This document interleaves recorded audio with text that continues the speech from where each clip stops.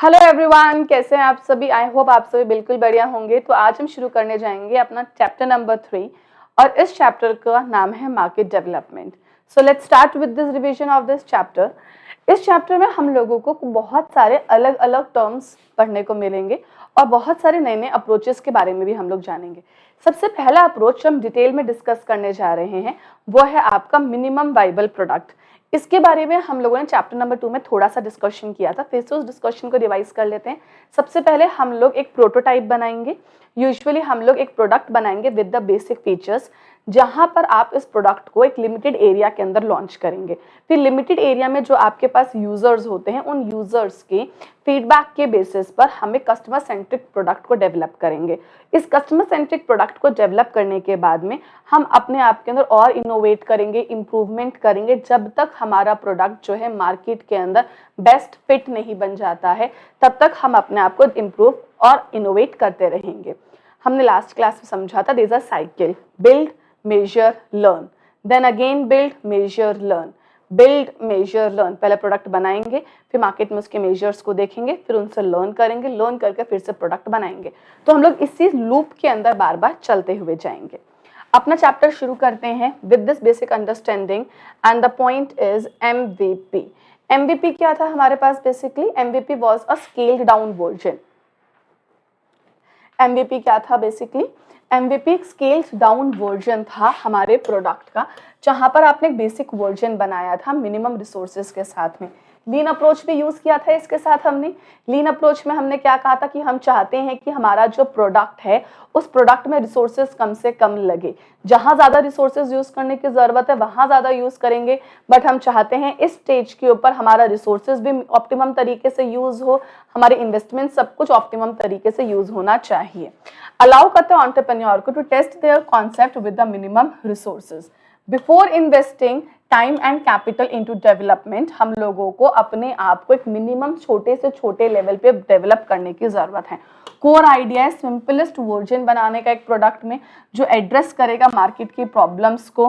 Product के अंदर इतना फीचर्स होने चाहिए कि आपके कस्टमर्स को अट्रैक्ट कर सके। फिर एंटरप्रेन्योर क्या करेगा? अपने अजम्पशंस को वैलिडेट करेगा कि जो मैं सोच रहा हूँ, जो प्रोडक्ट मैंने बनाया है वो प्रोडक्ट सही है भी या नहीं, जिसके लिए आप एक स्मॉलर एरिया में इस प्रोडक्ट को लॉन्च करोगे। फिर लोगों के फीडबैक्स को गैदर करोगे अपने कस्टमर्स के, देन इटरेट करोगे quickly based on the responses. मतलब आप अपने आप को टाइम टू टाइम इंप्रूव करते हुए चलोगे। तो यहाँ पर वही वाले 3 पॉइंट्स आ जाते हैं आपके पास में, and the points are build measure learn. Point क्या है? पहले आप अपना एक प्रोडक्ट बनाओगे, फिर आप उसको बेसिकली मेजर करोगे और मेजर करके मार्केट में आप ऐसे चीजों को लर्न करोगे। आई होप ये वाला पॉइंट तो हमारा प्रीवियस लेक्चर से ही कंप्लीटली कनेक्टेड था। नेक्स्ट पॉइंट जो हमें यहाँ कहता है कि हम किस तरीके से एक MVP को डेवलप करेंगे। देखो वही वाले पॉइंट्स दे रखे हैं। MVP को डेवलप कैसे करोगे? सबसे पहला पॉइंट हम क्या देखेंगे? सबसे पहला पॉइंट कस्टमर्स की रिक्वायरमेंट क्या है, कस्टमर्स की नीड एंड प्रेफरेंसेस क्या है। हम अपने सबसे पहले कोर वैल्यू प्रपोजिशन को आइडेंटिफाई करेंगे। हमारा प्रोडक्ट किस तरीके से कस्टमर की रिक्वायरमेंट्स को फुलफिल कर सकता है, कस्टमर के पेन पॉइंट्स को सॉल्व कर सकता है। सेकेंड पॉइंट, इतना समझने के बाद हम लोग एक प्रोटोटाइप क्रिएट करेंगे, एक MVP क्रिएट करके उसे मार्केट में लॉन्च कर देंगे। लॉन्च करने के बाद थर्ड पॉइंट क्या कहता है? कस्टमर के फीडबैक्स को गैदर करेंगे, फीडबैक्स को अंडरस्टैंड करेंगे, और लास्ट पॉइंट हमें कहता है कि फीडबैक्स को अंडरस्टैंड करने के बाद में हम अपने अंदर कॉन्टिन्यूसली इंप्रूवमेंट्स करेंगे, हम इटरेट करेंगे और इंप्रूव करेंगे कॉन्टिन्यूसली। वही वाला पॉइंट बिल्ड मेजर लर्न करेंगे। देखो पॉइंट क्या लिख के दे रखा है? The point here is identify core value preposition. सबसे पहले आपको ये देखना है कि किस तरीके से आपका प्रोडक्ट जो है मार्केट के अंदर जो प्रॉब्लम्स है उन प्रॉब्लम्स को सॉल्व कर सकता है, कैसे आप अपने प्रोडक्ट की most of the values provide करवाने वाले हो। Create a prototype, develop a basic prototype जो शोकेस करेगा आपके सारे के सारे फीचर को।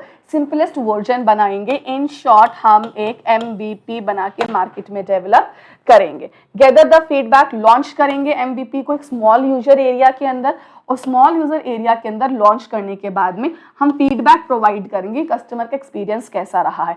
On the basis of this feedback we will make necessary iterations in the product, और कंटिन्यू रखेंगे अपनी साइकिल को, और साइकिल को कंटिन्यूसली इंप्रूव करेंगे। लूप के अकॉर्डिंग कंटिन्यूसली अपने प्रोडक्ट को इंप्रूव करते हुए चलेंगे। तो यहाँ पे कुछ भी नया नहीं था, ये कहीं ना कहीं कॉन्टिन्यूटी के अंदर ही था फ्रॉम योर चैप्टर नंबर 2, जो चैप्टर नंबर 2 में हम लोगों ने पढ़ा था। उस टॉपिक को पढ़ने के बाद में very next thing that we have is considerations for the first time entrepreneurs in developing the MVP. जब भी कोई पर्सन फर्स्ट टाइम मार्केट के अंदर अपना एमवीपी लॉन्च करने जा रहा है तो उसको किन बातों पे फोकस करना पड़ेगा। बट ऑब्वियस देखो, जो चीज एक एमवीपी बनाने के लिए नेसेसरी थी, कहीं ना कहीं उन्हीं चीजों को ही एक फर्स्ट टाइम एंटरप्रेन्योर को भी फोकस करना पड़ेगा। मतलब बातें वही हैं, शब्द नया है।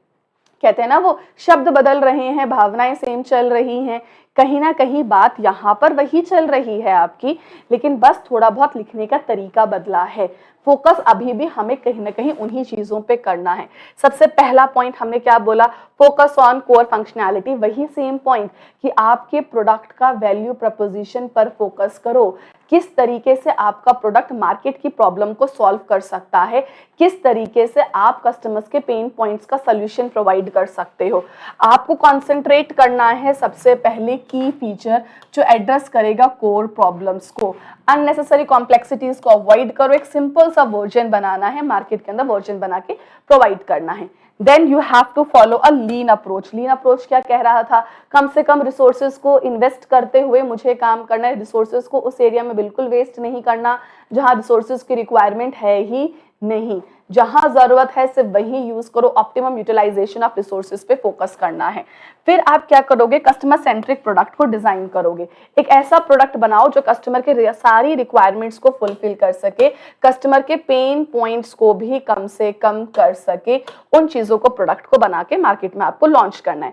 रैपिड इटरेशन करना है आपको। रैपिड इटरेशन का मतलब क्या होता है, लर्न करना है basically. You have to improve yourself by learning from the customer feedback. आप करेंगे rapid iteration. Then after that you have to go for the scalability. Scalability का मतलब मैंने फर्स्ट लेक्चर में भी समझाया था, अपने आप को, अपने एमवीपी को आपको इस तरीके से बनाना है कि अगर मार्केट में ग्रोथ की तरफ आप जा रहे हो तो आपका जो ऑपरेशंस है ना, आपका जो मॉडल है, बिजनेस मॉडल, वो ग्रोथ के लिए भी प्रिपेयर्ड होना चाहिए। As your business will grow, जैसे जैसे बिजनेस स्केल करता जाएगा, मेरा बिजनेस मॉडल उस स्केल्ड को भी अपने अंदर एब्जॉर्ब कर सके। इस तरीके का आपको अपना एमवीपी बनाना है। तो जब भी कोई पर्सन फर्स्ट टाइम बना रहा है तो he also have to focus on the same things. कुछ भी नया लिख के नहीं दिया, वही वाली बातें लिख के दी है। Focus on the core functionalities. आपको सबसे पहले यही देखना है कि कोर चीजें कौन कौन सी हैं। रैपिड इटरेशन करना है, कॉन्टिन्यूसली लर्न करके अपने आप को इंप्रूव करना है। लीन अप्रोच फॉलो करना है, रिसोर्स की एफिशिएंसी पे ध्यान देना है। अननेसेसरी चीजों को अवॉइड करो। जहां रिसोर्सेज को इन्वेस्ट करने की जरूरत नहीं है वहां बिल्कुल इन्वेस्ट मत करो। यूजर सेंट्रिक अप्रोच यूज करो, जो यूजर्स के टेस्ट एंड प्रेफरेंसेस है, जो उनके एक्सपीरियंसेस हैं, जो उनका फीडबैक है, कॉन्टिन्यूसली उन्हीं चीजों के अकॉर्डिंग आप अपने एमवीपी को डेवलप करेंगे। देन अपने प्रोडक्ट को स्केलेबल बनाओ। पोटेंशियल ग्रोथ के लिए आपका प्रोडक्ट रेडी होना चाहिए। आपका जो आर्किटेक्चर है, बिजनेस मॉडल है, वो अपने अंदर एकोमोडेट कर सके फ्यूचर की ग्रोथ को, आप एब्जॉर्ब कर सको। इस तरीके से आपका प्रोडक्ट मार्केट में अवेलेबल होना चाहिए। ठीक है जी, अब अपना एमवीपी बन गया। एमवीपी किस तरीके से बनता है वो भी हम लोगों ने देख लिया। इसके बाद जो नेक्स्ट चीज हमारे पास में आती है वो है प्रोडक्ट मार्केट फिट। यूजुअली क्या हुआ, स्विगी का एग्जांपल ही लेते हैं हम लोग, सेम वहीं से ही जो हमने अपने प्रीवियस लेक्चर में लिया था। स्विगी ने बेंगलुरु के अंदर 25 रेस्टोरेंट्स के साथ अपने बिजनेस को स्टार्ट किया इन 2014। अब धीरे धीरे तो स्विगी ने वहां से लर्न करा, अपने आप को कॉन्टिन्यूसली इंप्रूव किया। तो लर्न और कॉन्टिन्यूसली इंप्रूव करके स्विगी ने एक ऐसा बिजनेस मॉडल बनाया जो बेस्ट फिट रहा होगा, जो कस्टमर्स के लिए भी बेस्ट था, जो रेस्टोरेंट्स के लिए भी बेस्ट था। दोनों तरफ से जो भी चैलेंजेस आ रहे थे, स्विगी ने उन चैलेंजेस को सॉल्व किया और सॉल्व करके मार्केट के अंदर एक बेस्ट प्रोडक्ट लेकर आया। बेंगलुरु से देखो आज के टाइम पे साउथ इंडिया से हम नॉर्थ इंडिया तक के अंदर भी इस प्रोडक्ट को काफी अच्छे तरीके से यूज कर रहे हैं। इस एप्लीकेशन को काफी लोग यूज कर रहे हैं और स्विगी ने अपने आप को टाइम टू टाइम काफी इंप्रूव भी किया है। प्लेटफॉर्म के अंदर न्यू एडिशंस भी करे हैं। अब आज के टाइम पे ना स्विगी का वर्ड ऑफ माउथ ही चलता है। हम लोग क्या करते हैं, यूजुअली वर्ड ऑफ माउथ के पीछे ही प्रोडक्ट के साथ साथ चल रहे हैं। इसको इतना हैवी एडवर्टाइजमेंट सब करने की जरूरत नहीं पड़ती जो जरूरत पहले पड़ती थी। तो once the MVP successful in the market, तो जो नेक्स्ट स्टेज आपके पास में आता है वो आता है हमारे पास में प्रोडक्ट मार्केट फिट का। किसका आता है नेक्स्ट स्टेज अपने पास में? Product market fit. Once your product is completely successful in the market, मतलब अब कस्टमर्स, आपने नए कस्टमर्स अट्रैक्ट कर रहे हो, पुराने कस्टमर्स रिटेन कर चुके हो, मार्केट में वर्ड ऑफ माउथ चल रहा है, आपको ज्यादा हैवी इन्वेस्टमेंट्स ऑन कैंपेन नहीं करना पड़ रहा, मार्केटिंग इतना नहीं करना पड़ रहा, आपके फ्यूचर ग्रोथ के लिए एक बहुत ही अच्छा प्लेटफॉर्म प्रिपेयर हो चुका है।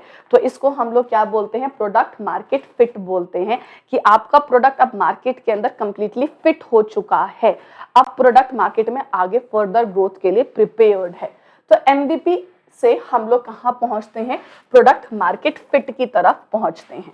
अब देखो इसमें क्या दे रखा है, प्रोडक्ट मार्केट फिट कब होता है?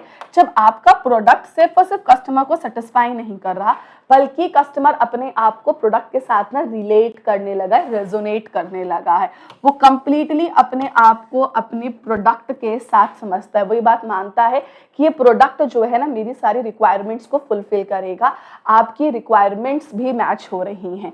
की इंडिकेटर्स क्या है? कस्टमर काफी ज्यादा प्रोडक्ट को अडॉप्ट कर रहे हैं, पॉजिटिव फीडबैक मिल रहा है, रिटेंशन रेट बढ़ चुका है, आप ग्रोथ दिख रही है बिना ज्यादा मार्केटिंग एफर्ट का, आपका प्रोडक्ट ही आपका एडवोकेट बन चुका है, वर्ड ऑफ माउथ के लिए लोग विलिंग है। यूजुअली लोग ना मार्केट के अंदर इतना इजीली कस्टमर्स किसी प्रोडक्ट की प्रेजिंग नहीं करते हैं, बट अगर कस्टमर आपके प्रोडक्ट की तारीफ कर रहे हैं, उसके लिए अच्छे अच्छे वर्ड्स बोल रहे हैं, पॉजिटिविटी स्प्रेड कर रहे हैं, इसका मतलब आप प्रोडक्ट मार्केट फिट के आसपास पहुंच चुके हो। These are the clear signs कि प्रोडक्ट मार्केट फिट हम अचीव कर चुके हैं। अब देखो प्रोडक्ट मार्केट फिट को अचीव करने के कुछ रिलेवेंस क्या है, बेनिफिट्स क्या क्या हैं। सबसे पहला रिलेवेंस जो हमें लिख के दिया है प्रोडक्ट मार्केट फिट को अचीव करने का, वो है फाउंडेशन फॉर सस्टेनेबल ग्रोथ है। यूजुअली आपको एक सस्टेनेबल ग्रोथ का फाउंडेशन मिल जाता है अगर मार्केट प्रोडक्ट में सक्सेसफुल है, कस्टमर्स जो है खुद से आपके प्रोडक्ट के तारीफें कर रहे हैं, हर किसी को इसके अप्रेजल्स कर रहे हैं, तो ऐसे केस के अंदर आपका जो प्रोडक्ट है ना मार्केट के अंदर वो सक्सेस की तरफ जा रहा है कहीं ना कहीं। तो अब इस लेवल पर क्या होगा, आप इजीली ग्रो कर सकते हो, जो इनिशियल लेवल के चैलेंजेस होते हैं वो आपको इजीली फेस कर सकते हो, आप उन चैलेंजेस को इजीली क्रॉस कर सकते हो, आपका ग्रोथ किस स्पीड पे जा रही है, आपका डेवलपमेंट कहाँ जा रहा है, आप इसको भी इजीली ट्रैक कर सकते हो। तो पहला पॉइंट है ये सस्टेनेबल ग्रोथ के लिए फाउंडेशन प्रोवाइड करवा रहा है। It provides you a building stone जिसके ऊपर आप अपने आप को ग्रो कर सकते हो। अगर आपने बेसिकली प्रोडक्ट मार्केट फिट में नहीं बनाते हो तो आपको जो स्ट्रगल होती है इनिशियली ग्रोथ को लेके वो ग्रोथ देखने को मिलती है, चैलेंजेस मिलते हैं कस्टमर्स को अट्रैक्ट करने के अंदर, इन्वेस्टर्स को अट्रैक्ट करने के अंदर, और प्री मेच्योर स्केलिंग से हम लोग बच जाते हैं। यूजुअली प्री मेच्योर स्केलिंग सुनो क्या होता है। प्री मेच्योर स्केलिंग मतलब कि मैंने अपना प्रोडक्ट आज मार्केट में नया लेकर आई हूँ और स्टार्टिंग में ही रादर ट्राइंग कि मैं छोटा पॉपुलेशन पे इसको ट्राई करूँ, इसकी जगह मैं इनिशियल स्टेज पर ही सीधा एक बड़े पॉपुलेशन पे ट्राई कर रही हूँ। मेरा प्रोडक्ट प्री मेच्योर है बट प्री मेच्योर लेवल पे ही मैंने अपने प्रोडक्ट को स्केल कर दिया एक बड़े एरिया में। यहाँ इन्वेस्टमेंट भी ज्यादा लगेगा, टाइम भी ज्यादा लगेगा, एफर्ट्स भी ज्यादा लगेगा, and there is a risk कि मेरा इन्वेस्टमेंट, टाइम, एफर्ट सब फेल हो सकता है। तो ये जो प्री मेच्योर स्केलिंग का रिस्क है ना वो इसमें बहुत कम हो जाता है। तो automatically you will have a sustainable growth in the market, आपको मार्केट में बहुत अच्छी ग्रोथ की तरफ आप जा सकते हैं। सेकेंड बेनिफिट क्या लिख के दे रखा है इसका, रिड्यूस्ड मार्केटिंग कॉस्ट। अब मैंने क्या कहा था आपको, वर्ड ऑफ माउथ चलेगा तो हैवी कॉस्ट इंकर करने की जरूरत ही नहीं है मार्केटिंग के अंदर, लेस एग्रेसिव मार्केटिंग एफर्ट्स चाहिए, वर्ड ऑफ माउथ चल रहा है, ऑर्गेनिक मार्केटिंग से ही सारा काम हमारा ऑलमोस्ट हो जाएगा। फिर नेक्स्ट पॉइंट क्या, increased valuation and investors confidence. जब मार्केट के अंदर आपका प्रोडक्ट बोलेगा ना तो इन्वेस्टर्स का कॉन्फिडेंस इंक्रीज होगा, इन्वेस्टर्स का कॉन्फिडेंस इंक्रीज होगा, they want to invest in your business. तो अगर बिजनेस में वो इन्वेस्ट करने जाएंगे तो ऑटोमेटिकली आपके बिजनेस का वैल्यूएशन कहीं ना कहीं इंक्रीज होता रहेगा, प्रोडक्ट की मार्केट के अंदर गुडविल इंक्रीज होती रहेगी। reduce the risk associated with the investors, a product that resonate enhances the startup का valuation, even आपके investors के confidence को भी increase करेगा। तो 3 relevance लिख के दे रखे हैं। सबसे पहला relevance है sustainable growth का foundation stone है। second relevance हमें लिख के दे रखे कि advertisement का costing कम हो जाएगा। थर्ड, इन्वेस्टर्स का कॉन्फिडेंस बूस्ट अप होगा, इन्वेस्टर्स और ज्यादा इन्वेस्ट करेंगे जब मार्केट में आपका प्रोडक्ट बोलेगा कि हाँ जी देखो हम कितना बढ़िया तरीके से काम कर रहे हैं।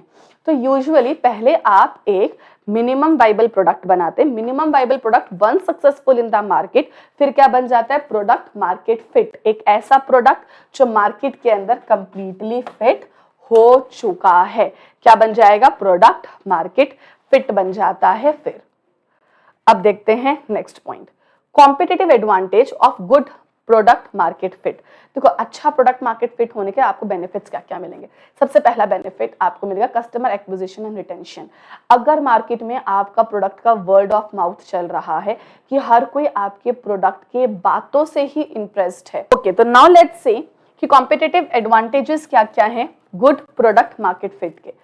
गुड प्रोडक्ट मार्केट फिट के कुछ कॉम्पिटिटिव एडवांटेजेस है। अगर हम एक अच्छा प्रोडक्ट मार्केट के अंदर लॉन्च करेंगे, सबसे पहला बेनिफिट है कस्टमर एक्विजिशन एंड रिटेंशन। आप नए कस्टमर्स को अट्रैक्ट करते हैं, old customers will get retain to you because आपका प्रोडक्ट मार्केट के अंदर कस्टमर्स की रिक्वायरमेंट को सेटिस्फाई कर चुका है, तो कस्टमर्स को अट्रैक्ट और रिटेन करने में ज्यादा प्रॉब्लम नहीं आएगी। Second point, you will become a industry leader. आप ना धीरे धीरे इंडस्ट्री में लीडर बनने लगते हो, आप एक बेंचमार्क सेट करने लगते हो इंडस्ट्री के अंदर। आप जब एक बेस्ट प्रोडक्ट मार्केट के अंदर लेके जाओगे तो you will set a benchmark और आप ऑटोमेटिकली उस इंडस्ट्री के लीडर बन जाओगे बिकॉज आपका प्रोडक्ट कस्टमर के सभी नीड्स एंड प्रेफरेंसेस को फुलफिल कर रहा है। You will be in a better position to take good decisions. अब आपको ये पता है कस्टमर के टेस्ट एंड प्रेफरेंसेस क्या हैं, आपको मार्केट की इंडस्ट्री की पूरी नॉलेज हो चुकी है।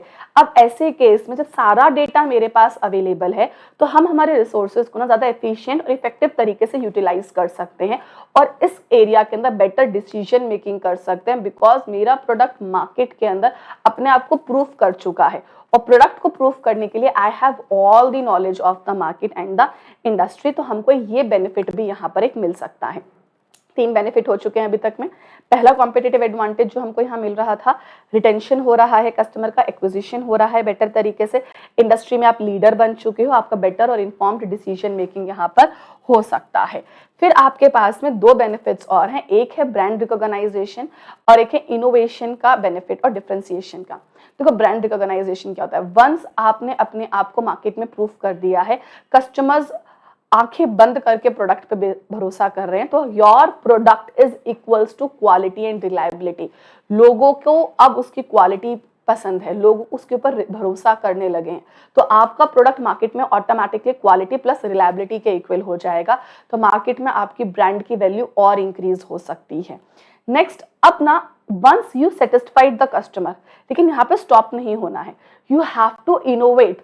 आपको प्रोडक्ट के अंदर इनोवेशंस करते रहना है, डिफरेंशिएशंस करते रहना है, ताकि ना एक सैचुरेशन पॉइंट नहीं आना चाहिए कस्टमर्स के अंदर। कीप इनोवेटिंग योरसेल्फ, नए नए डिफरेंशिएशंस लेकर आते रहते हैं, ये भी एक प्लस पॉइंट हमें लिख के दे रखा है। लेट्स सी क्या क्या बेनिफिट है। सबसे पहला बेनिफिट हमें लिख के दे रखा है acquisition, customer acquisition and retention. Customer acquisition and retention point, सबसे पहला point, positive user experience and satisfaction associate PMF make it easier to attract the new customer and retain the existing ones. आप customer satisfaction ज्यादा रहेगा, customer loyal रहेंगे, वो automatically connected रहेंगे आपके product के साथ में। ब्रांड रिकॉग्नाइजेशन, आपका brand automatically quality and reliability के इक्वल है, मार्केट के अंदर आपके ब्रांड का रेपुटेशन इंक्रीज होता जाएगा। इनोवेशन एंड डिफरेंशिएशन अलाउ करेगा आपको इनोवेट करने में, डिफरेंशिएट करने में on the basis of the customer feedback.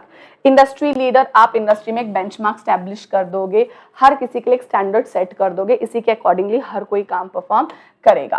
Very last point जो हमें यहाँ लिख के दे रखा है, strategic decision making. As you have a better understanding of customer needs and preferences, market की नॉलेज अच्छी है, रिसोर्सेज का डिसीजन लेना ईजी हो जाएगा, कौन से एरिया में रिसोर्सेज को इन्वेस्ट करना है और कौन से एरियाज में रिसोर्सेज को इन्वेस्ट नहीं करना है। I hope the point is pretty clear. Now the next point is क्या क्या स्ट्रेटेजीज हैं आपके पास में to find the best fit. देखो पॉइंट ना कहीं गोल गोल घूम रहा है। स्ट्रेटजीज क्या क्या है हमारे पास में कि हम बेस्ट प्रोडक्ट फिट कैसे लेके आएंगे। सिमिलरली सेम अगेन पॉइंट, आपको कस्टमर की नॉलेज होनी चाहिए, कस्टमर की अंडरस्टैंडिंग करनी पड़ेगी, आपको कस्टमर के टेस्ट एंड प्रेफरेंसेस के बारे में पता होना चाहिए, जिसके लिए आप मार्केट में रिसर्च करोगे, बहुत ज़्यादा कस्टमर्स के साथ इंटरव्यूज लोगे, कस्टमर के साथ इंटरेक्शन करोगे, automatically you will be able to do this. Second point, आप क्या करोगे, फोकस करोगे वैल्यू प्रपोजिशन के ऊपर और एक ऐसा प्रोडक्ट बनाओगे which will be full of value, जो डिफरेंशिएशन लेकर आएगा, जो कस्टमर का यूनिक एक्सपीरियंस प्रोवाइड करेगा। फिर उसे छोटे से एरिया में लॉन्च कर दोगे, लॉन्च करोगे तो लॉन्च करके आपको कस्टमर्स के फीडबैक मिलेंगे, फीडबैक के थ्रू आप इटरेटिव डेवलपमेंट्स करोगे, आप एमवीपी बिल्ड करोगे, एमवीपी बिल्ड करके आप लोगों के फीडबैक्स गैदर करोगे, फीडबैक के बेसिस पर फिर से फीडबैक के लूप में चले जाओगे, build measure learn, build measure learn, आप इस लूप के अंदर चले जाओगे, लूप में जाके आप फिर से काम को कंटिन्यूअसली परफॉर्म करोगे। Next you have to measure and analyse the metrics, आप इस मैट्रिक्स को मूव करते रहोगे जहां पर आप यूजर का कन्वर्जन रेट करवा सकते हो, बिल्ड मेजर लर्न करके आप ऑटोमेटिकली अपने काम को परफॉर्म कर सकते हो। तो बात ना घुमा फिरा के कंटिन्यूअसली वही कर रहा है ये। तो क्या क्या पॉइंट्स है अपने पास में, सबसे पहला पॉइंट क्या लिख के दे रखा है, deep customer understand, just a second, deep customer understanding through market research, engage user interviews, collect actionable feedback, gain insights, iterative development and testing, build a MVP, gather real life feedback, use this feedback in the loop क्या था, build measure learn का, focus on core value proposition, identify the key features that differentiate your product from the competitors। आप अपना एक simple सा version बनाएंगे जिसे हम बोलते हैं MVP और सिंपल से वर्जन को लॉन्च कर देंगे। नेक्स्ट पॉइंट क्या है, measure and analyse the metrics, measure and analyse the metrics वही वाला पॉइंट है, एक मैट्रिक्स बनाना है, क्या प्रोडक्ट बेंचमार्क्स को फुलफिल कर रहा है या नहीं कर रहा, इस चीज को आपको चेक करना पड़ेगा। I hope this point is normally clear. अब एक पॉइंट यहाँ बोला हुआ है कि एक कॉन्टिन्यूस प्रोसेस है, इसको एक बार आप रीड कर लीजिएगा एमसीक्यू के लिए, ऊपर वाले पॉइंट को रिपीट कर रखा है। हम लोग यूजुअली चैलेंजेस क्या फेस करते हैं एक अच्छा प्रोडक्ट मार्केट फिट बनाने में। देखो प्रोडक्ट मार्केट फिट बनाने में जो जो चीज़ें जरूरी है वही कहीं ना कहीं चैलेंजेस भी है। जैसे सबसे पहला पॉइंट, मैं कस्टमर के टेस्ट एंड प्रेफरेंसेस को अंडरस्टैंड करूंगी, अंडरस्टैंड करके अपना प्रोडक्ट बनाऊंगी। अगर मुझे कस्टमर के टेस्ट एंड प्रेफरेंसेस अंडरस्टैंड करने में ही प्रॉब्लम है, मतलब मैंने जो अजम्पशंस बना रखे हैं कि दीज आर द थिंग्स जो मेरे कस्टमर को चाहिए, अगर मेरे वो अजम्पशंस ही गलत हैं तो यहाँ पे मुझे प्रॉब्लम फेस होगी ही होगी। सबसे पहला प्रॉब्लम है अजम्पशंस ही आपके मिस अलाइनमेंट है, इन द मार्केट की नीड्स कस्टमर के प्रेफरेंसेस अलाइन ही नहीं कर रहे हैं, आपका अजम्पशन कंप्लीटली गलत है। फिर हमने कहा था कि सबसे पहले आप एक प्रोडक्ट बनाओगे जिसको आप लॉन्च करोगे छोटे लेवल पर और उसके बाद आप धीरे धीरे अपना लेवल इंक्रीज करोगे। बट समटाइम्स हमसे प्रॉब्लम हो जाती है, the problem is pre mature scaling. Pre mature scaling क्या होती है, मैंने इनिशियली ही बहुत बड़े लेवल पर इन्वेस्ट कर दिया है और sometimes that investment can also fail. तो यहाँ पे क्या लिखा है, इट में रिजल्ट इन इंक्रीज्ड कॉस्ट अगर आपने प्रोपोर्शनल ग्रोथ नहीं किया है, पहले स्मॉल लेवल पर फिर धीरे धीरे लेवल बढ़ाना है आपको। अगर आपने ऐसा नहीं किया तो आपका खर्चा बढ़ सकता है और आपको प्रॉब्लम फेस करनी पड़ सकती है। इनएडिक्वेट कस्टमर फीडबैक, हम कस्टमर से फीडबैक लेंगे, फीडबैक लेकर अपने आप को इंप्रूव करेंगे, बट आपने एक प्रॉपर ग्रुप ऑफ कस्टमर से फीडबैक ही नहीं लिया, आपका सर्कल बहुत स्मॉल था और उन लोगों का फीडबैक सफिशिएंट फीडबैक नहीं था। Sometimes it can be problem, lack of understanding of user experiences and the preferences. Competitive dynamic, हमने कहा था कॉम्पिटिटर्स को भी अंडरस्टैंड करना है, but market is completely changing. तो पॉटर्स 5 फोर्सेस मॉडल जो आप लोगों ने एसएम में पढ़ा था सीए इंटर की, उसको यूज करेंगे और उसको यूज कर हम एक बेटर प्रोडक्ट मार्केट के अंदर डेवलप करेंगे। तो ये वही वाले पॉइंट है, चैलेंजेस आर द सेम जो ऊपर बोला था। अजम्पशन बनाना है तो आपके अजम्पशन मिसअलाइनमेंट है, प्रीमेच्योर स्केलिंग हो रहा है, कस्टमर का फीडबैक एडिक्वेट नहीं है और कॉम्पिटिटिव डायनामिक्स आ रहा है। नेक्स्ट पॉइंट हमें क्या लिख के दे रखा है यहाँ पे कि जर्नी कैसी रहेगी फ्रॉम MVP टू, कहाँ से MVP से लेकर बेसिकली प्रोडक्ट मार्केट फिट। वही वाला पॉइंट, सबसे पहले मार्केट में MVP लॉन्च करेंगे हम लोग, MVP लॉन्च करके कस्टमर का फीडबैक मिलेगा तो इटरेटिव डेवलपमेंट करेंगे, डेवलपमेंट के बाद में एक ऐसा प्रोडक्ट बनाऊंगा जो कंप्लीटली कस्टमर के टेस्ट एंड प्रेफरेंसेस का एक रिक्वायरमेंट है, रिक्वायरमेंट के अकॉर्डिंग है। जैसे स्विगी ने पहले अपना आपको लॉन्च किया जयपुर के अंदर 25 रेस्टोरेंट्स के अंदर ही, लॉन्च करने के बाद में स्विगी ने क्या किया, बेसिकली कस्टमर का फीडबैक मिला होगा, फीडबैक के बेसिस पे कस्टमर के रिक्वायरमेंट के अकॉर्डिंग फिर से एक प्रोडक्ट बनाया होगा। तो यूजर सेंट्रिक अप्रोच करना है, प्रोडक्ट में एनहेंसमेंट्स करनी है। और वेरी लास्ट पॉइंट, आप अचीव करोगे प्रोडक्ट मार्केट फिट को। After that you will achieve a better product market fit. तो ये आपका फेजेस है। फेज नंबर 1 MVP बनाना, इटरेट करना, फिर यूजर सेंट्रिक अप्रोच के अकॉर्डिंगली प्रोडक्ट बनाना जो कंप्लीटली कस्टमर के अकॉर्डिंगली होना चाहिए, फिर अचीव करना है हमको प्रोडक्ट मार्केट फिट को। ओके, तो यहाँ पर हम लोगों का ये 2 टॉपिक तो हुए खत्म।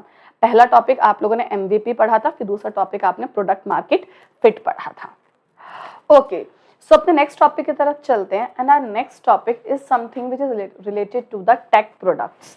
The next topic is prototype and agile development methods. Usually it is for the tech startups. अब टेक स्टार्टअप्स में ना हम लोग MVP को प्रोटोटाइप के तौर पे कह सकते हैं। प्रोटोटाइप इज नथिंग बल्कि MVP ही है, जहां पर आप एक प्रोडक्ट बनाओगे with the minimum features, minimum functions, ताकि आप एक स्मॉल ग्रुप ऑफ पीपल के साथ में प्रोडक्ट को टेस्ट कर सको। फिर जो भी वहां से आपको फीडबैक्स मिलेंगे, फीडबैक के बेसिस पे आप अपने प्रोडक्ट को कंटिन्यूसली इंप्रूव कर सको। यही MVP था। Prototype is something which is clearly similar to the MVP। देखो क्या लिखा है, प्रोटोटाइप एक तरीके से अपने पास टेंजिबल रिप्रेजेंटेशन है किसी भी प्रोडक्ट का विद मिनिमम लिमिटेड फंक्शनैलिटीज, जो आपको बहुत ही मिनिमम की फीचर्स दिखाएगा, जहां पर आपके यूजर के एक्सपीरियंसेस के बारे में आपको पता चलेगा। ये एक विजुअल ब्लूप्रिंट है जो स्टेक होल्डर्स को प्रोडक्ट पहले यूज करने देगा और फिर हमें ये पता चलता है कि प्रोडक्ट को किस तरीके से हमें फुल फ्लेज बनाना है। बिकॉज किसी भी प्रोडक्ट को मार्केट में फुल फ्लेज इन्वेस्टमेंट करने से बेटर किसी भी प्रोडक्ट के अंदर हम पहले उसका एक MVP बनाएंगे। That MVP is only your prototype. Now the next point is, अगर आप मार्केट में प्रोटोटाइप लेकर आ रहे हो तो प्रोटोटाइप क्यों लेकर आते हैं, बेनिफिट्स क्या हैं। तो प्रोटोटाइप लेकर आने का सबसे पहला बेनिफिट जो हम लोगों ने MVP में भी पढ़ा था वो क्या है, validation of idea.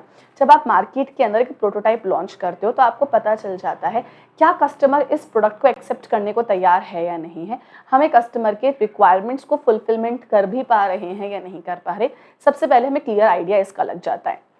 Second point, हमको क्या बेनिफिट मिलता है, इफेक्टिव कम्युनिकेशन। हम एक प्रोटोटाइप डेवलप करके यूजर्स को, स्टेक होल्डर्स को, इन्वेस्टर्स को, हर किसी को अपना विजन क्लियरली कम्युनिकेट कर सकते हैं कि हम क्या प्रोडक्ट मार्केट में लॉन्च करने का सोच रहे हैं और किस तरीके से ये प्रोडक्ट मार्केट के अंदर इफेक्टिवली ऑपरेट करेगा। इस चीज को हम एक्सप्लेन कर सकते हैं। Then the next point is user feedback. User feedback मुझे इजीली मिल सकता है। जब इजीली यूजर फीडबैक मिलेगा तो मैं यूजर फीडबैक के बेसिस पे अपने आप को कंटिन्यूसली इटरेट करूंगी और मेरा कम से कम कॉस्ट और टाइम इन्वेस्ट होगा। देखो, जब मैं किसी भी प्रोडक्ट को एक बड़े स्केल पे बहुत पहले लॉन्च कर देती हूँ तो उसमें टाइम भी जाएगा, कॉस्ट भी जाएगा, एफर्ट्स भी जाएगा, सब कुछ जाएगा। बट यहाँ पर हमारा टाइम, कॉस्ट, एफर्ट सब कुछ सेव हो सकता है। तो दीज आर सर्टेन रीजंस कि जिस वजह से हम लोग प्रोटोटाइप को डेवलप करना पसंद करते हैं। तो क्या क्या पॉइंट लिख के दिए, सबसे पहला पॉइंट क्या है यहाँ पे, सबसे पहला पॉइंट हमें क्या लिख के दे रखे हैं यहाँ पे, validation of the idea. Prototype offers tangible ways to validate and refine the startup ideas. ये अलाउ करती है फाउंडर्स को to access the feasibility and the potential market acceptance. Effective communication, अगर आप मार्केट में एक प्रोटोटाइप को लॉन्च करते हो तो इफेक्टिव कम्युनिकेशन है, आप इजीली कन्वे कर सकते हो मार्केट में अपना vision to the team members, to the investors, so that they can invest in your product. User feedback, आपसे कोई यूजर से वैल्यूएबल फीडबैक मिल सकता है, फिर आप अपना वो कंटिन्यूसली इटरेट करेंगे और अपना को अलाइन करेंगे यूजर के एक्सपेक्टेशंस के साथ में। आप कुछ प्रॉब्लम्स टाइमली बेसिस पर आइडेंटिफाई कर पाएंगे, टाइमली बेसिस पे प्रॉब्लम्स को एड्रेस कर पाएंगे अर्ली स्टेजेस के ऊपर, क्योंकि पहले आपने प्रोटोटाइप बनाया है। प्रोटोटाइप में जो भी चैलेंजेस आप फेस करेंगे वो आप यहीं पे ही सॉल्व कर देंगे और एक स्मॉल लेवल पर ही, अर्ली स्टेज पर ही आप सारे प्रॉब्लम्स को एड्रेस करने की कैपेसिटी में, सिचुएशन में रहेंगे। रादर देन अगर मैं पैन इंडिया लेवल पे किसी चीज़ को इशू कर देती हूँ तो वहाँ पर मुझे प्रॉब्लम ज़्यादा आएगी, क्योंकि वहाँ पर मेरा टाइम, एफर्ट, रिसोर्सेज बहुत ज़्यादा अप्लाई हो चुका है। तो प्रोटोटाइप इज नथिंग बल्कि तुम्हारा MVP जैसा ही सिमिलर कॉन्सेप्ट है ये भी। वही वाली बात जो आपको यहाँ पर भी बोला है कि जो प्रोटोटाइप है आपका हेल्प करता है एक्सप्लोर करने में आइडियाज, कि आइडियाज जो है मार्केट के लिए फिजिबल है भी या नहीं है, इस मार्केट में ये हमें बेनिफिट्स प्रोवाइड करवाएगा या फिर बेनिफिट प्रोवाइड नहीं करवाएगा। तो वर्ड अपने पास दो थे, एक था प्रोटोटाइप और एक था एजाइल डेवलपमेंट। देखो एजाइल क्या होता है, एजाइल मीन्स बीइंग फ्लेक्सिबल। आप सिचुएशन के अंदर जो चेंजेस आ रहे हैं, market is a dynamic, market में जो चेंजेस आ रहे हैं बिकॉज इट इज डायनामिक, तो उन चीजों को ध्यान में रखते हुए आपके अंदर कैपेबिलिटी होना चाहिए that you are flexible, you are easy to adopt as per the changing circumstances. आप अपने आप को भी एडेप्टेबल बना के रखते हो, इससे हम बोलते हैं एजाइल डेवलपमेंट। अगर आप एक प्रोटोटाइप मार्केट में लॉन्च कर रहे हैं तो you have to be adaptable, you have to be adjustable, ताकि जो मार्केट के अंदर आपको फीडबैक मिलेगा, जो आपको यहाँ से रिस्पॉन्सेज मिलेंगे कस्टमर्स के, उन रिस्पॉन्सेज को ध्यान में रखते हुए हम अपने आप को और इम्प्रूव कर सके और डिफ्रेंशिएट कर सके। इसलिए बहुत ज़्यादा ज़रूरी है कि मार्केट में आपको एजाइल होना भी पड़ेगा। एजाइल वर्ड का मतलब क्या होता है? Agile is a project manager development approach, जहाँ पे आप फ्लेक्सिबल हो, जहाँ पे आप क्या हो, बेसिकली फ्लेक्सिबल तरीके से काम परफॉर्म कर रहे हो। आप बहुत ज़्यादा, एक सेकेंड,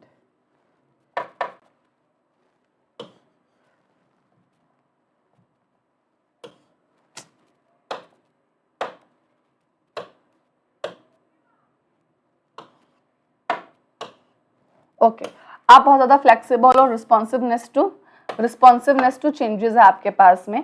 आप एम्फसाइज करते हो इटरेटिव प्रोग्रेस में, कॉन्टिन्यूस फीडबैक की हेल्प से आप काफ़ी एडेप्टिव इन नेचर हो।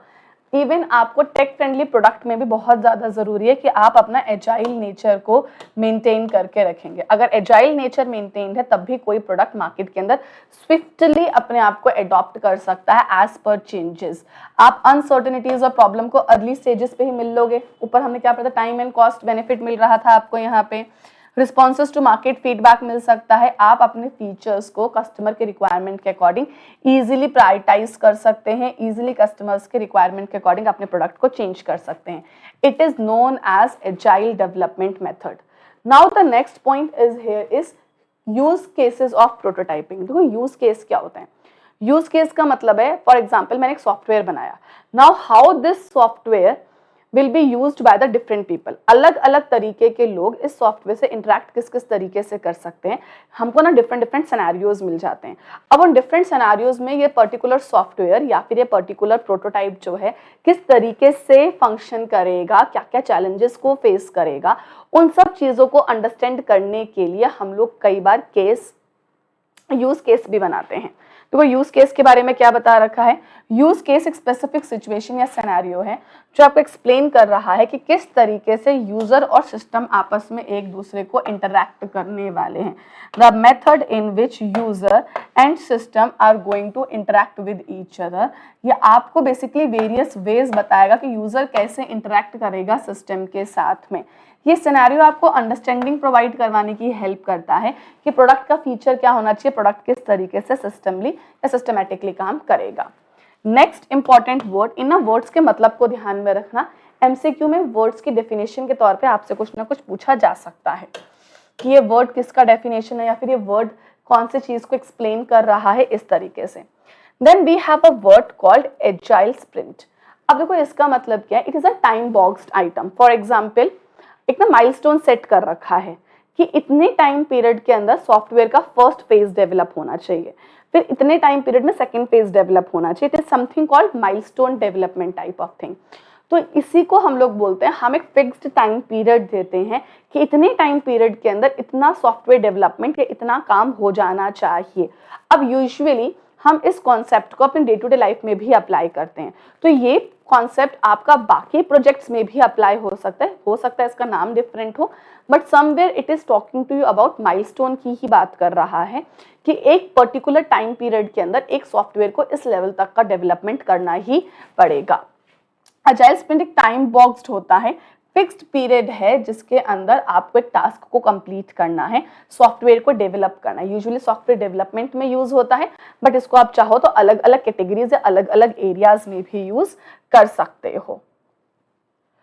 The very next point is कि चैलेंजेस क्या क्या। देखो प्रोटोटाइप के challenges are somewhere similar to MVP के चैलेंजेस बिकॉज बेसिक कॉन्सेप्ट तो सेम है। सबसे पहला चैलेंज क्या है? Unclear requirements. अनक्लियर रिक्वायरमेंट मतलब आपने शायद मार्केट के अंदर ना रिसर्च ढंग से नहीं किया होगा, तो कस्टमर के आपको टेस्ट एंड प्रेफरेंसेस नहीं पता, कस्टमर के रिक्वायरमेंट्स नहीं पता, जिसके बेसिस पर आप एक प्रोटोटाइप मार्केट के अंदर बना सकते हो। तो प्रोजेक्ट रिक्वायरमेंट्स बहुत ज़्यादा वेग है, प्रॉपरली अंडरस्टूड नहीं है, आपको इस वजह से फाइनल प्रोडक्ट बनाने में दिक्कत आ सकती है।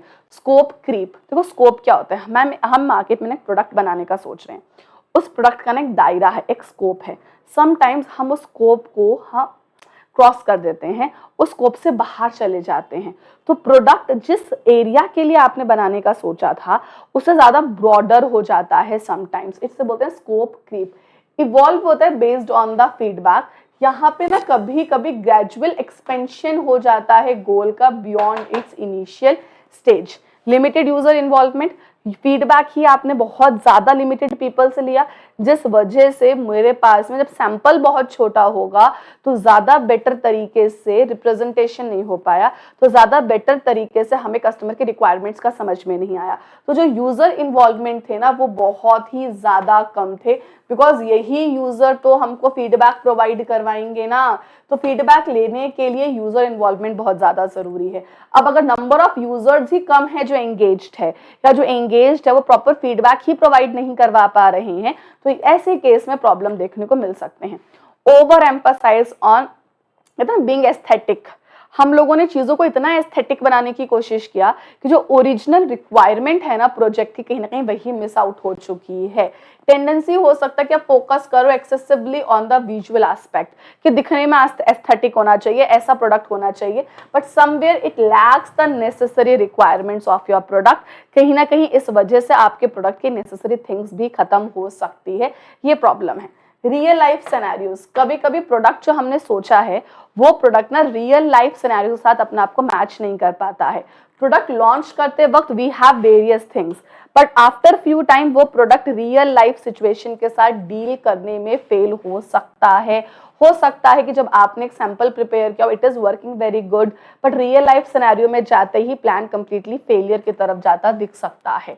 Sometimes your product lack the substance भी हो सकता है।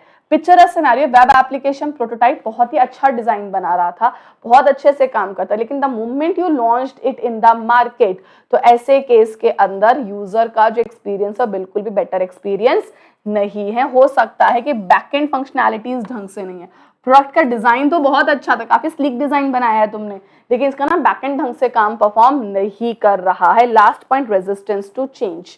हम लोग प्रोटोटाइप बनाते हैं ताकि यूजर रिक्वायरमेंट के बेसिस पर अपने आप को कॉन्टिन्यूसली चेंज कर सके, बट इट कैन हैपन कि आपका जो team members are not ready to change, वो अपने आप को एडजस्ट करने को तैयार नहीं है रिक्वायरमेंट के बेसिस पे। So here it can be very challenging in this case कि टीम मेंबर्स आपके रिक्वायरमेंट के अकॉर्डिंग खुद को चेंज नहीं कर रहे हैं। ओके, तो the next point is challenges in the agile development. Prototype के चैलेंजेस के बाद में जो अगला टॉपिक हमारे पास में आता है कि एजाइल डेवलपमेंट के चैलेंजेस क्या क्या हैं। देखो, एजाइल डेवलपमेंट के अपने आप के बहुत सारे चैलेंजेस हैं। एजाइल का मतलब हमने क्या कहा था, you have to be flexible.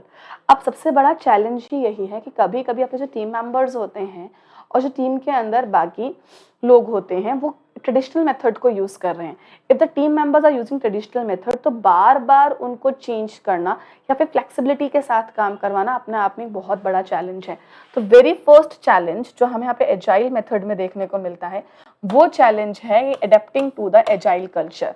Team members and the other stakeholders sometime traditional method के साथ बहुत ज़्यादा कंफर्टेबल होते हैं, इतने ज़्यादा कंफर्टेबल कि वो चैलेंजेस फेस करते हैं अपने आप को एडेप्ट करने में टुवर्ड्स द न्यू कल्चर। सबसे बड़ा प्रॉब्लम ही एजाइल मेथड का ही है। Second method, managing the changing priorities. तो समटाइम्स व्हाट हैपन्स, जैसे आप कस्टमर से कॉन्टिन्यूसली फीडबैक ले रहे हो, तो जब कस्टमर कॉन्टिन्यूसली फीडबैक दे रहा है तो कस्टमर के टेस्ट एंड प्रेफरेंसेस अगर चेंज हो रहे हैं बार बार, तो हमारे लिए भी प्रोडक्ट का प्रायोरिटाइजेशन बदलता जाएगा। अब अगर बार बार हम प्रोडक्ट की प्रायोरिटीज को चेंज करेंगे तो कहीं ना कहीं ये प्रोडक्ट की प्रोडक्टिविटी पर इफेक्ट करेगा। तो प्रोडक्टिविटी पर बिना इफेक्ट करे हमें अपने आप को रीप्रायोरिटाइज करते रहना पड़ेगा, which is a very big challenge for these entrepreneurs। Frequently reprioritize करना डिस्टर्ब करता है प्लान्ड वर्क को और ये इम्पैक्ट करता है ability to deliver on the time. Sometimes it can also compromise with the productivity, आपके प्रोडक्ट के प्रोडक्टिविटी में भी प्रॉब्लम आ सकती है। Maintaining consistent quality, next problem ये कि कंसिस्टेंटली क्वालिटी मेंटेन करना मुश्किल हो जाता है। कंसिस्टेंट क्वालिटी मेंटेन करने में डिफरेंस क्या, देखो हमारे पास में प्रोडक्ट डेवलपमेंट साइकिल है, ऊपर वाले पॉइंट से कनेक्ट करके पढ़ो। प्रोडक्ट डेवलपमेंट साइकिल है, प्रोडक्ट बना के कस्टमर को डिलीवर करना है। अगर ये साइकिल फास्ट हो रही है तो फास्ट साइकिल के अंदर प्रोडक्ट की क्वालिटी को मेंटेन करके रखना भी कहीं ना कहीं एक बहुत बड़ा प्रॉब्लम आ सकता है। रैपिड डेवलपमेंट साइकिल एजाइल में sometimes lead to the challenges. अगर आप चाहते हो प्रोडक्ट फटाफट से बन के कस्टमर के पास डिलीवर हो जाए तो कहीं ना कहीं यहाँ पे क्वालिटी टेस्टिंग और वैलिडेशन प्रोसेस में प्रॉब्लम आएगी ही आएगी। Balancing flexibility and the structure, इस पॉइंट के अंदर क्या बोला हुआ है कि अगर मेरा प्रोडक्ट टू मच फ्लेक्सिबल है अगर मेरा प्रोडक्ट, तो ऐसे केस के अंदर बिजनेस में मेरा कंट्रोल कम हो जाएगा।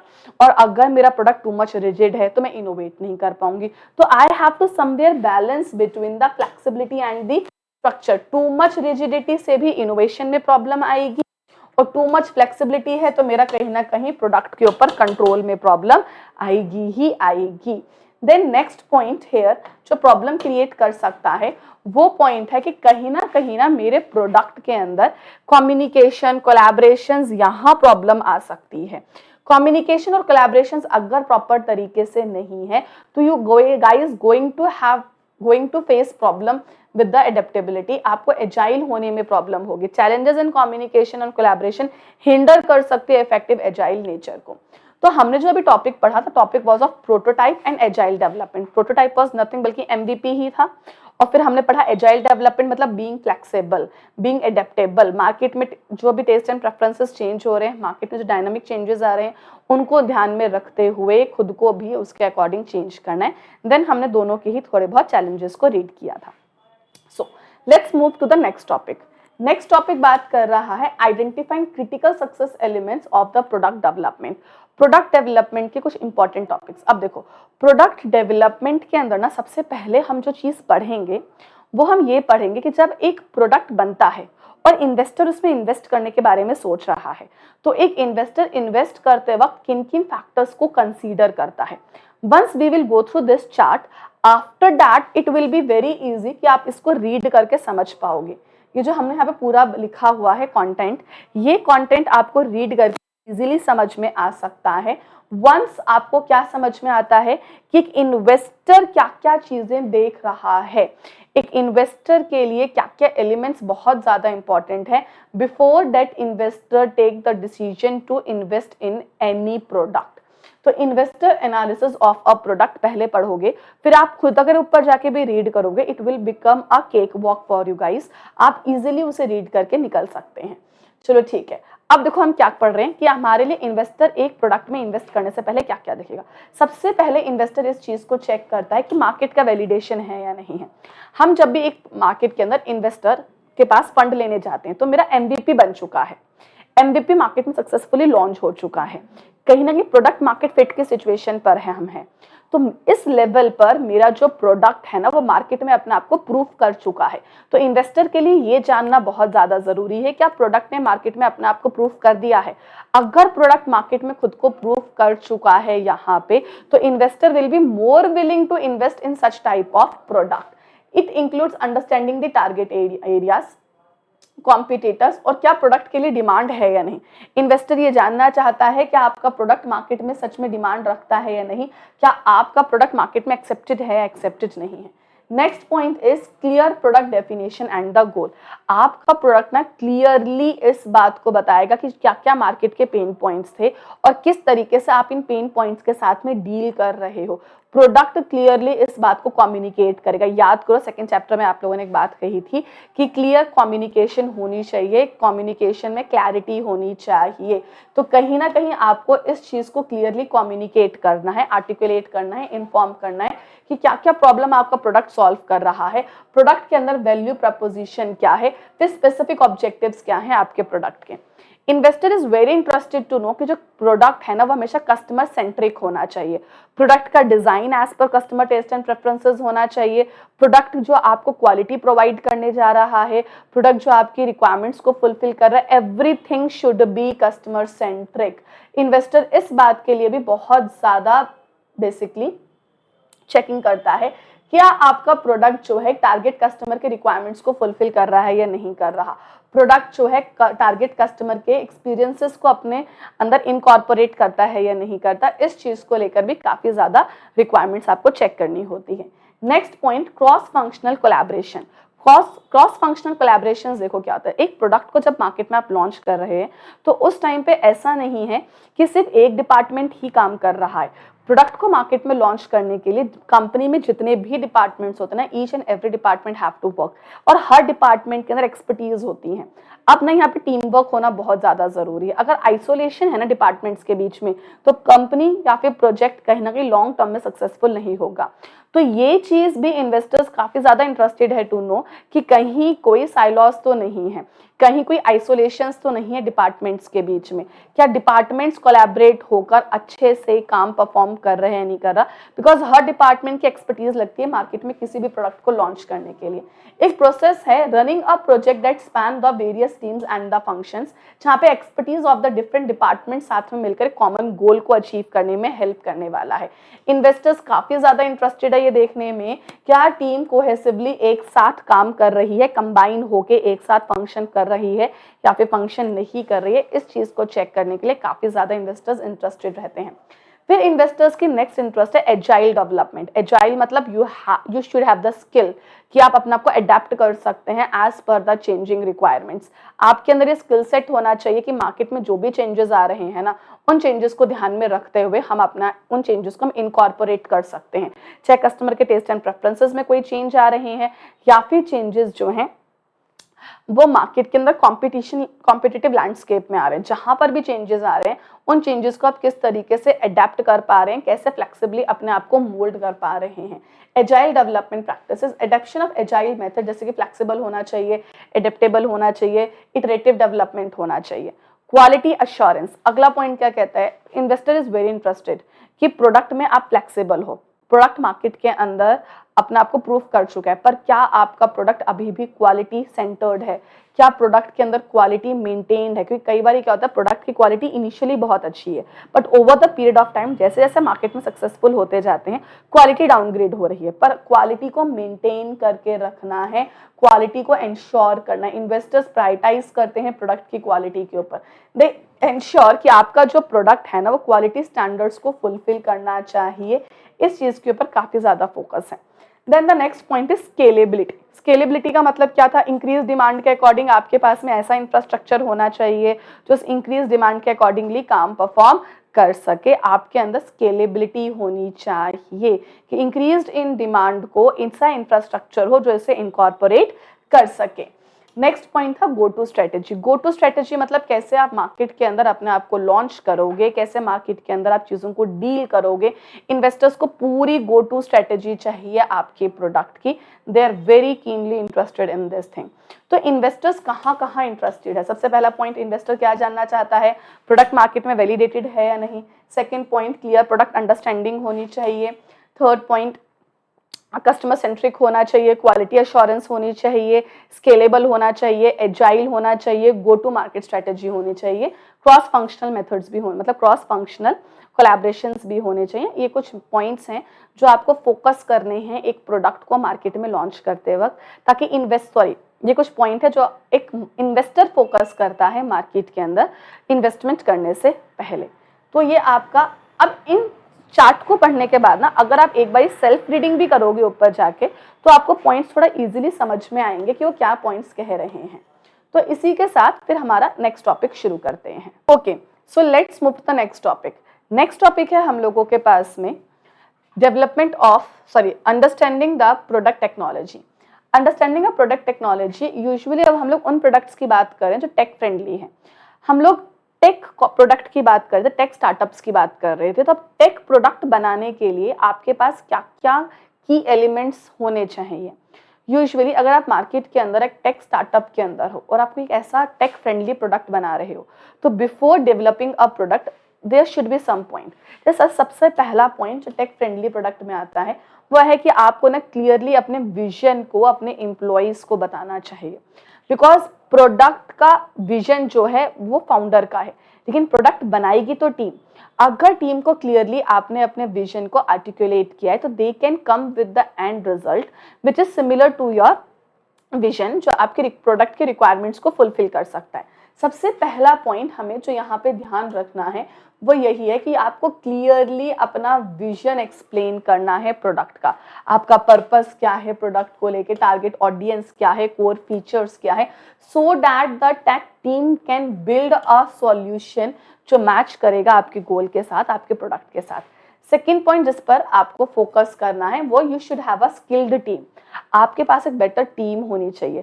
अगर team is a proper right mix है, बेसिकली एक राइट मिक्स है एक्सपर्टीज का फ्रॉम ऑल द डिपार्टमेंट, तो एक प्रोडक्ट को डेवलप करना will become more easy.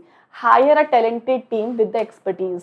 Right mix of skills अगर आपके पास में अवेलेबल होंगे तो एक प्रोडक्ट को डेवलप ज्यादा एफिशिएंट तरीके से करा जा सकता है। Next point, scalable technologies. As you are in a tech तो यूजुअली समटाइम्स ना user load can increase, user load बढ़ सकता है और या फिर इनोवेशंस की रिक्वायरमेंट आ सकती है। तो आपको ऐसे सॉफ्टवेयर यूज करने या फिर अपना प्रोडक्ट इस लेवल पर ही बनाना है कि वो अकोमोडेट कर सके अचानक से इंक्रीज हुए यूजर लोड को भी। Choose a scalable framework to accommodate to the increased user load and evolve the technology. Next point, prioritise to the security measures. क्योंकि आप टेक्नोलॉजी एरिया में हो, अब आप टेक या सॉफ्टवेयर यूज करो तो उसके अंदर ना यूजर का डेटा भी अवेलेबल होगा। यूजर का डेटा हमेशा सिक्योर्ड एंड प्रोटेक्टेड रहना चाहिए, इसलिए रेगुलरली अपने सिस्टम को अपडेट करते रहो for any sort of bugs.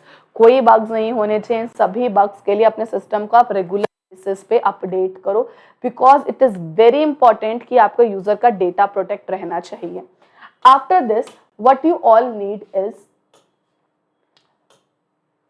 just a second. After this, what you all need is agile development. Agile development का मतलब क्या होता है? Agile development हम लोग पढ़ चुके हैं। पहले आप MVP बनाएंगे बेसिकली।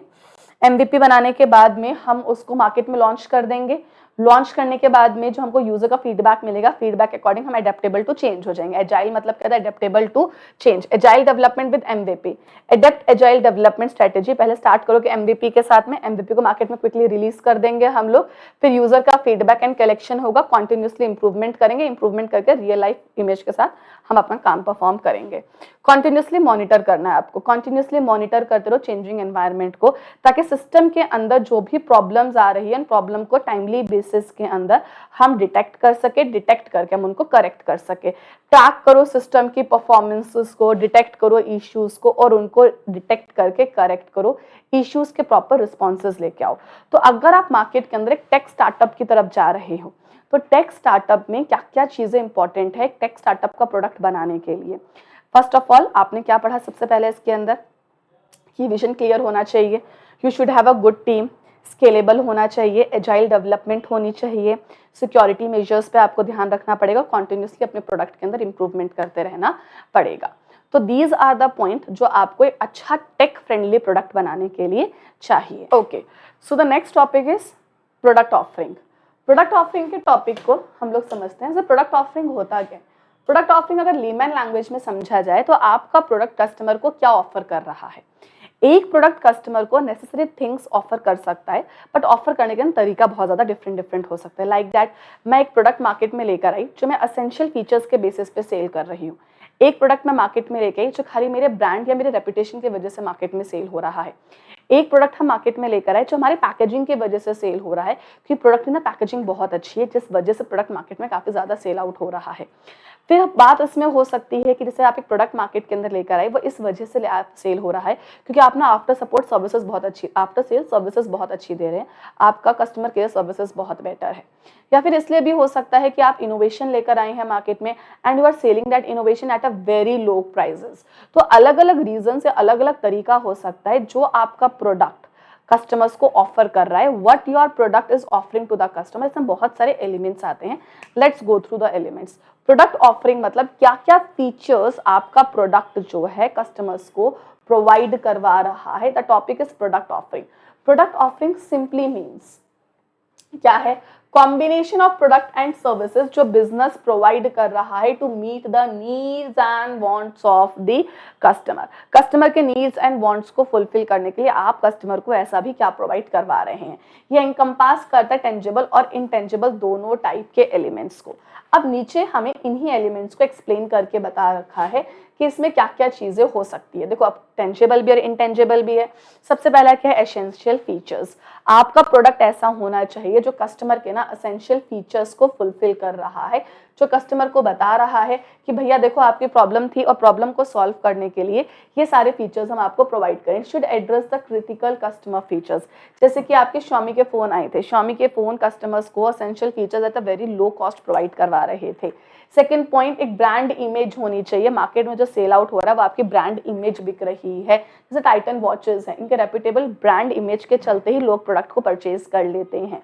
नेक्स्ट क्या है, अफोर्डेबल इनोवेशन। जैसे पतंजलि लेकर आया था, पतंजलि हर्बल प्रोडक्ट्स मार्केट में लेकर आया, that too at a very low cost.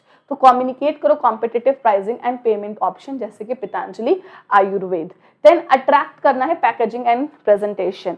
Paper board के ना जूस आए थे, तो इनकी ना पैकेजिंग काफी ज्यादा अट्रैक्टिव पैकेजिंग थी, जिस पैकेजिंग की वजह से लोग प्राइमा फेसी बिना जूस को टेस्ट करे परचेज कर रहे थे। उन्हें नहीं पता जूस अच्छा है या खराब है, बट पैकेजिंग देख के बच्चे काफी अट्रैक्ट हुए and they starting buying it. तो इन्वेस्ट यूजुअली अपीलिंग पैकेजिंग के अंदर इन्वेस्ट करो जो आपका बहुत ज्यादा अपीलिंग है। फॉर एग्जाम्पल पेपर बोर्ड की ड्रिंक्स के अंदर एग्जाम्पल हो सकता है आपका सपोर्ट सिस्टम बहुत अच्छा है। जैसे फ्लिपकार्ट वगैरह के अंदर जब इनिशियली फ्लिपकार्ट आया था तो लोग ना ऑनलाइन शॉपिंग से डरते थे। फिर लोगों ने क्या सोचा, यार सीओडी दे रहा है, पहला पॉइंट। तो सेकंड पॉइंट, अगर सीओडी सक्सेसफुल नहीं भी हुआ, मतलब अगर सीओडी से हमने पेमेंट कर भी दिया, प्रोडक्ट आ गया, प्रोडक्ट में आने के बाद मुझे प्रॉब्लम लगी तो मैं इजीली से रिटर्न कर दूंगा, तो I am at a safer side.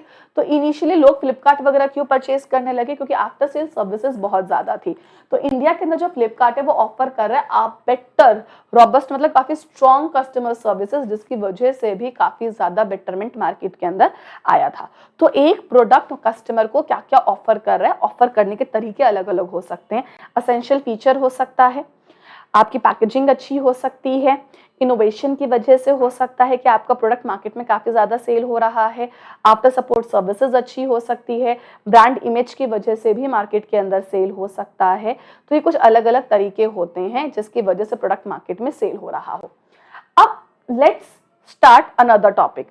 This topic is all around procurement. Procurement का मतलब रॉ मटेरियल खरीदना। अब रियल लाइफ सिनेरियोज में जब देखा जाए तो रॉ मटेरियल खरीदते वक्त अपने को 6 फैक्टर्स को बहुत ध्यान से कंसीडर करना चाहिए। These are the 6 factors that you have to consider while investing in any type of raw material. वो 6 फैक्टर्स कौन कौन से हैं?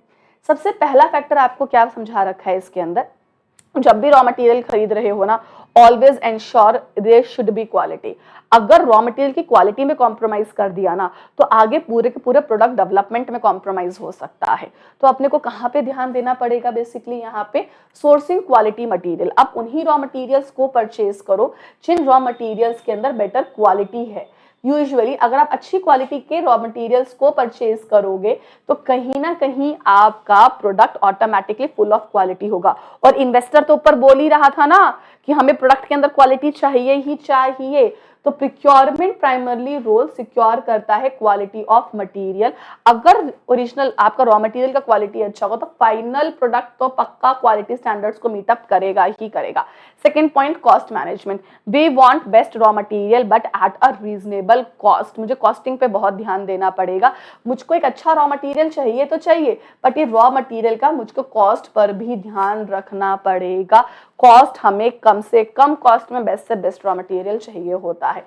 सप्लाई चेन एफिशिएंसी, जिस ड्यू डेट पे सप्लायर ने बोला है कि वो मुझको रॉ मटेरियल प्रोवाइड करवाएगा, कोशिश करो कि सप्लायर उसी ड्यू डेट पर ही रॉ मटेरियल प्रोवाइड करवाए। इस एरिया में कोई कॉम्प्रोमाइज नहीं होना चाहिए। जैसा सप्लायर बोल रहा है सप्लायर बिल्कुल वैसे, बिकॉज सोचो अगर रॉ मटेरियल 2 दिन भी डिले होता है ना तो मेरा प्रोडक्शन 2 दिन के लिए रुक सकता है, तो मेरा पूरा का पूरा डेवलपमेंट साइकिल डिस्टर्ब हो सकता है। इसलिए जरूरी है एंश्योर करो कि मिनिमाइज डिस्ट्रप्शंस हो, timely availability of raw material होना ही चाहिए। रिस्क मिटिगेशन, जब हम किसी भी पर्सन से रॉ मटेरियल परचेज कर रहे हैं ना तो क्या क्या रिस्क हो सकते हैं हमें ध्यान में रखना पड़ेगा। फॉर एग्जांपल अगर मैं इंडिया के बाहर से कोई रॉ मटेरियल इंपोर्ट कर रही हूँ तो जियोपॉलिटिकल इश्यूज हो सकते हैं, जिसके लिए मुझे हमेशा एक पर्सन पे डिपेंडेंट नहीं होना चाहिए, मुझे रॉ मटेरियल प्रोक्योरमेंट की चीज को ना डाइवर्सिफाई करके रखना चाहिए। अगर ये एरिया प्रॉपरली डाइवर्सिफाइड है, अलग अलग लोगों से हम रॉ मटेरियल परचेज कर रहे हैं, तो मेरा रिस्क टाइमली बेसिस पर ही मिटिगेट हो जाएगा। तो मुझे स्टैंड बाय पर कुछ अलग सप्लायर्स को भी रखना चाहिए ताकि प्रॉब्लम कम से कम फेस करनी पड़े इस एरिया के अंदर। अब देखो पॉइंट हमें क्या लिख के दे रखा है बेसिकली यहाँ पे, प्रोक्योरमेंट प्रोफेशनल को टाइमली बेसिस पे रिस्क को असेस कर लेना चाहिए, हमें प्रॉपर स्टेप्स लेने चाहिए रिस्क को मिटिगेट करने के लिए। जैसे कि जियोपॉलिटिकल इश्यूज अगर हैं तो मैं डाइवर्सिफाइड प्रोक्योरमेंट प्रोसेस की तरफ रन करूंगी। अगला पॉइंट रेगुलेटरी कंप्लायंसेस। देखो जब आप रॉ मटेरियल परचेज करो तो इंश्योर करो जिस भी पर्सन से रॉ मटेरियल खरीद रहे हो वो पर्सन सभी के सभी लॉ के साथ में कंप्लायंस करेगा, इससे डिस्ट्रप्शंस कम से कम होगी। Ensure that all source raw material comply with regulatory requirements. Last point है सप्लाई के साथ आपका रिलेशनशिप कैसा है। It is very important to have a very good relationship. हमने ऊपर भी पढ़ा था कोलैबोरेशंस एंड रिलेशनशिप, इन्वेस्टर बहुत इंटरेस्टेड है जानने में कि आपका रिलेशनशिप कैसा है। If you have a very good relationship with the supplier ना, तो आपको सप्लायर सही टाइम पे रॉ मटेरियल प्रोवाइड करवाएगा ही करवाएगा। It will going to your की कि हाँ आपको सही टाइम पे रॉ मटेरियल मिलेगा। तो ये कुछ की एलिमेंट्स है that you have to keep in your mind जब आप रॉ मटेरियल को परचेज कर रहे हैं। Okay, so now let's move to the last topic of this chapter, and the last topic of this chapter is supply chain management. देखो supply chain क्या होता है? Supply chain management is like raw material आने से लेकर customer को after sale services मिलने तक जो पूरा का पूरा आपका लाइफ साइकिल चल रहा है, जो पूरा का पूरा साइकिल चल रहा है, it is known as supply chain cycle. जैसे अगर टाइमली बेसिस पे रॉ मटेरियल आके टाइमली बेसिस पे प्रोडक्शन स्टार्ट हो जाएगा, टाइमली बेसिस पे ट्रांसपोर्टेशन होके कस्टमर को डिलीवर हो जाएगा और सही तरीके से आफ्टर सेल सर्विसेज मिलेगी, तो कस्टमर भी खुश, कस्टमर खुश रहेगा तो ऑटोमेटिकली बिजनेस भी ग्रो करेगा ही करेगा। तो अपने लिए बहुत जरूरी है सप्लाई चेन जो है ना पूरा का पूरा प्रॉपर तरीके से रन करना चाहिए। अब कोई भी एंटरप्रेन्योर जो ये चाहता है कि उनका सप्लाई चेन बेटर तरीके से रन करे, उसके लिए वो दो चीजों पे फोकस करे। एक तो टेक्नोलॉजी एडवांसमेंट होना चाहिए सप्लाई चेन के अंदर आज के टाइम पे, आज के टाइम पीरियड को देखते हुए। सेकंड, आपका रिलेशनशिप कैसा है, स्ट्रेटेजिक पार्टनरशिप कैसी है सप्लायर्स के साथ में, डिलीवरी चैनल के साथ में। बिकॉज अगर टेक्नोलॉजी अच्छी है, you have a good relationship, तो ये सप्लाई चेन जो है ना पूरा वो ऑटोमेटिकली अच्छे से काम करेगा। तो सबसे पहले तो हम ये देखते हैं सप्लाई चेन क्या होता है। सप्लाई चेन अभी हमने क्या बोला, सप्लाई चेन का मतलब है रॉ मटेरियल आने से लेकर फिनिश्ड गुड कस्टमर्स को मिलने तक और आफ्टर सेल सर्विसेज तक मिलने तक को हम सप्लाई चेन कहते हैं। तो हर बिजनेस के अंदर सप्लाई चेन ना बहुत इंपॉर्टेंट रोल प्ले करता है। अब मैंने क्या कहा, टाइमली बेसिस पर आपके पास में रॉ मटेरियल आ जाना चाहिए, सही टाइम पे सारा काम होगा तो ऑटोमेटिकली खर्चा कम लगेगा। From sourcing of raw material to delivering of the final product to the customer is your supply chain. अब कस्टमर भी सेटिस्फाइड रहेगा, अगर कस्टमर को टाइमली बेसिस पर डिलीवरी मिलती जाएगी तो कस्टमर भी सेटिस्फाइड है, प्रॉब्लम्स कम से कम होने वाली है। अब किसी भी एंटरप्रेन्योर को अगर अपने आप का अपना सप्लाई चेन बेटर या बेस्ट रखना है तो उस एंटरप्रेन्योर को बेसिकली दो चीजों पे फोकस करना पड़ेगा। The first thing which he has to focus on the technology advancement and the second thing that he has to focus on strategic partnership and the collaborations. इनको इन दो पॉइंट्स पे, दो फैक्टर्स पे प्रॉपर तरीके से ध्यान देना होगा। सबसे पहला पॉइंट जो आपको लिख के दे रखा है वो है टेक्नोलॉजी एडवांसमेंट। देखो टेक्नोलॉजी एडवांसमेंट क्या होता है, सप्लाई चेन मैनेजमेंट सॉफ्टवेयर। आज के टाइम पे ना most of the companies are having the softwares. Software क्या करती है, रियल टाइम बेसिस पे ना डेटा को चेक कर सकती है कि हमारे पास में कितना रॉ मटेरियल की रिक्वायरमेंट है, रॉ मटेरियल प्रोक्योर कब हुआ, ऑर्डर प्लेस कैसे हुआ, ऑर्डर मतलब कहाँ पर अभी है, किस तरीके से काम चल रहा है, कौन सी चीज इन्वेंट्री में कितने लेवल पर है, किसको कब ऑर्डर करना है। You should have a proper software for each and everything. Implement software solution जो end to end visibility provide करेगा, रियल टाइम बेसिस पर डेटा की इंफॉर्मेशन प्रोवाइड करवाएगा, आपको कम्युनिकेशन बहुत बेस्ट रखेगा। Second, you should have IoTs and sensors. IoTs and sensors usually हम लोग यूज करते हैं ट्रैकिंग करने के लिए जब आपका रॉ मटेरियल या फिनिश्ड गुड ट्रांजिट में होता है। तो यहाँ पर इन्वेंट्री को ट्रैक करने के लिए बहुत ज्यादा इंपॉर्टेंट है कि आपके पास आईओटी और सेंसर्स होने चाहिए। आज के टाइम हम लोगों के पास में होते हैं जिससे हम लोग चीजों को ट्रैक कर पाते हैं। मॉनिटरिंग इक्विपमेंट हेल्थ करने में भी चीज काफी अच्छे से आपको हेल्प कर सकती है। After that which you need is automation. वही वाला पॉइंट, आपका परचेज ऑर्डर ऑटोमेटिकली चला जाना चाहिए, आपके पास में रॉ मटेरियल कितने लेवल पर आ गया, रीऑर्डरिंग लेवल ऑटोमेटिकली हो जाना चाहिए, जर्नल एंट्री ऑटोमेटिकली डल जाना चाहिए, कंप्लीटली ऑटोमेशन चाहिए। और ब्लॉकचेन अगर होगा तो डेटा की ट्रांसपेरेंसी ऑटोमेटिकली बनी रहेगी। ब्लॉकचेन की हेल्प से आपको पता चलेगा कि डेटा में कहीं कोई भी चेंजेस या डिलीशंस या एडिशंस तो नहीं हुए हैं। तो डेटा ट्रांसपेरेंसी के लिए ब्लॉकचेन बहुत ज्यादा इंपॉर्टेंट है। Now the next point is strategic partnership and collaboration.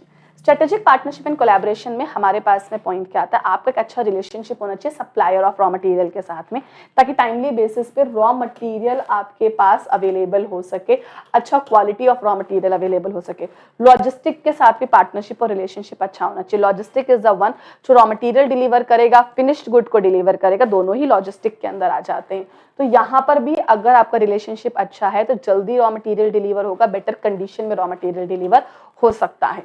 Then collaborative planning, हम सबको मिलकर प्लान अप करना पड़ेगा, मुझको, लॉजिस्टिक को, सप्लायर को, हम सबको, बिकॉज अगर सब मिलकर प्लान करेंगे ना तो इन्वेंट्री टाइमली बेसिस पर ऑटोमेटिकली अवेलेबल हो सकती है।